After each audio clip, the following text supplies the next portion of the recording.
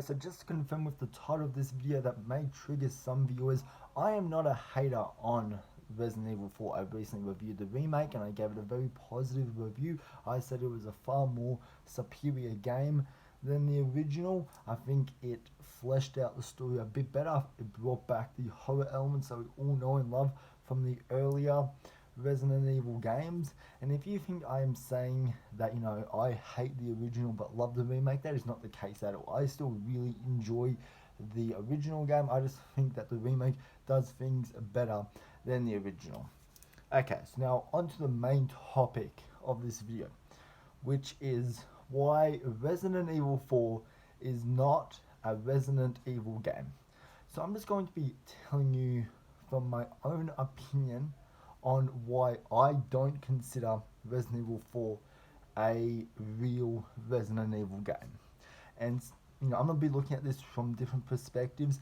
Some of my perspectives will be short and sweet, and then others I'm going to explain and explore with you guys. I'm just going to express to you where I'm coming from as a gamer and as a fan of Resident Evil. So option 1, or topic 1, whatever you want to call it here.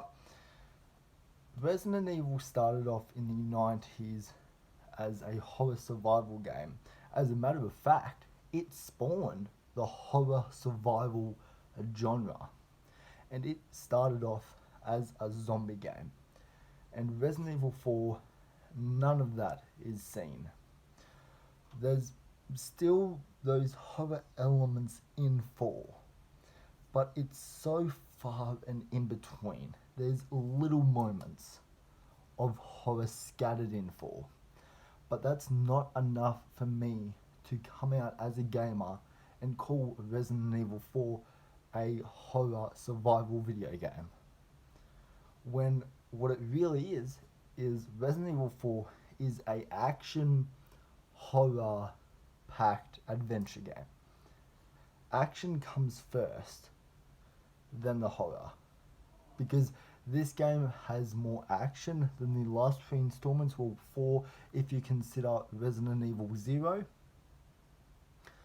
This game's a lot more action packed, and this kind of started the whole action packed, I guess, Resident Evil franchise, if you will, starting with Resident Evil 4, 5 and 6 and onwards. So that's one way of looking at it. Number 2 is this game has nothing to do with the last Resident Evil games. There's no Raccoon City in here, there's no zombies, there's no iconic characters outside of Leon.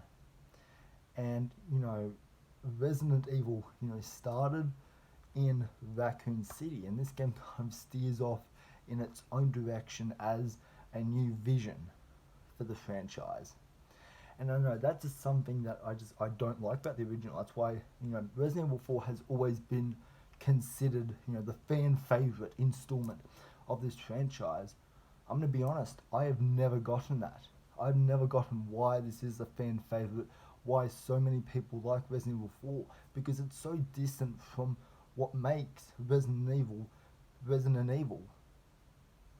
Like, that's the thing that really pissed me off about this game. As I said at the beginning, I'm not hating on the game here.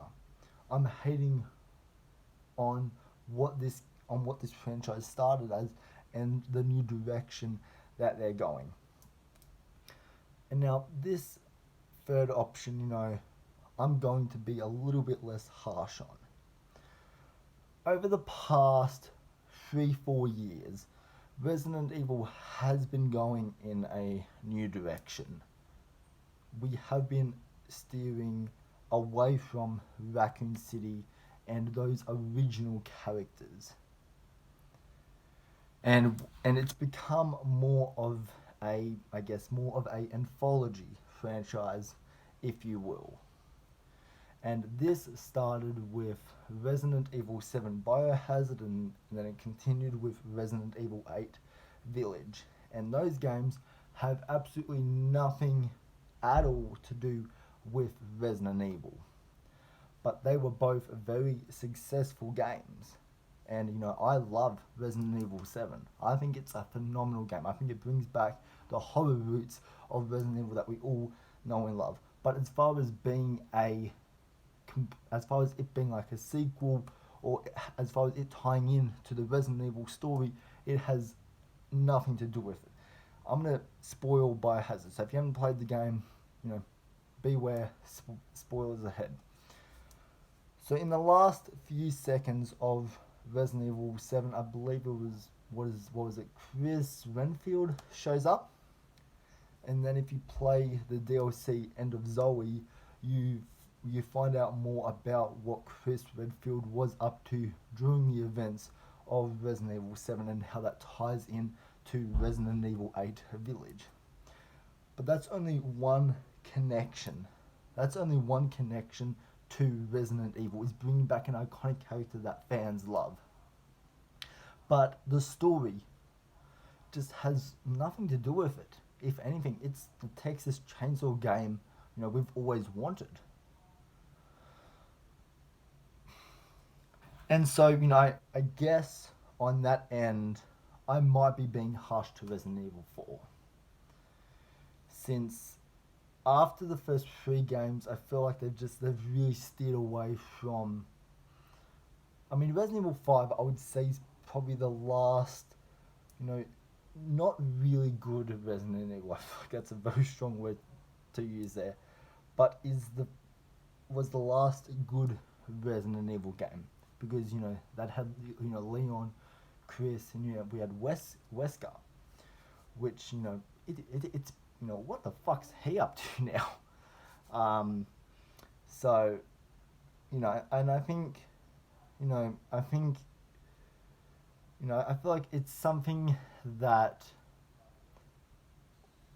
I feel like, yeah, I don't know. I'm just trying to process all of this, as I'm recording. I'm just trying to get all my thoughts out, on camera, just so you guys can see, where I'm coming from. And I would love to know if anyone has that same perspective, at like that same headspace as I do. Um, and like with Evil, you know, Resident Evil 7, it's a brand new set of characters. There's, what is it, the Baker family, if I remember it. It's been a couple years since I've actually played 7, so excuse if I remember that wrong. But from memory, it was the Baker's family, and they've never been an existing character. They've never been an existing family in Resident Evil 4 before. So where have these characters come from? And so I feel like the first three games, the way I kind of interpret it now, is the first three games, that's the Raccoon saga. That's the Raccoon era of Resident Evil. And then from there, it's just a whole bunch of these side stories that really just don't interconnect to anywhere in the franchise. And it's become more of like a fan service franchise. As I said, I'm going to keep on bringing up Biohazard here because, Chris Renfield shows up at the last second there. And it's purely like a fan service to tie to, slap the name Resident Evil on there. If Chris was removed from number 7, this game could just be called anything else and people would play it. And the reason why it's called Resident Evil is because Chris Renfield shows up right at the end there. And then 8, I believe Chris Renfield has a bigger part in that game. That's it. That's the way I'm kind of interpreting it now. Is 1, 2, 3, and 5 and 6. Like that's the definitive Resident Evil story there. Because 5 still connects back to Wesker. 6 has Wesker's son in there. So that's all a part of the same trilogy and and franchise of game. But the others, they just don't really do much. I mean, 4 leads into 5, to an extent, but not really. I don't know.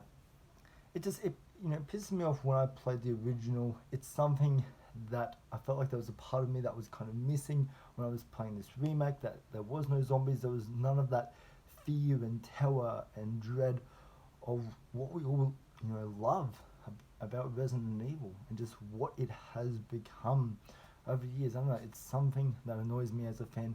It's something that pisses me off a little bit. But I am curious to know what you all do think of this. Do you think Resident Evil has gone their own ways? Do you think the franchise will ever become what it once was, which was a horror survival game? Do you think we will ever return to that Raccoon City, that city that we all just know and love, and that we fell in love with, in the first and second game? Just anyways, yeah, let me know all your thoughts down in the comment section down below. So anyways, guys, I hope you have a good rest of your day, evening, or night, wherever you are in the world right now, and I'll catch you very soon.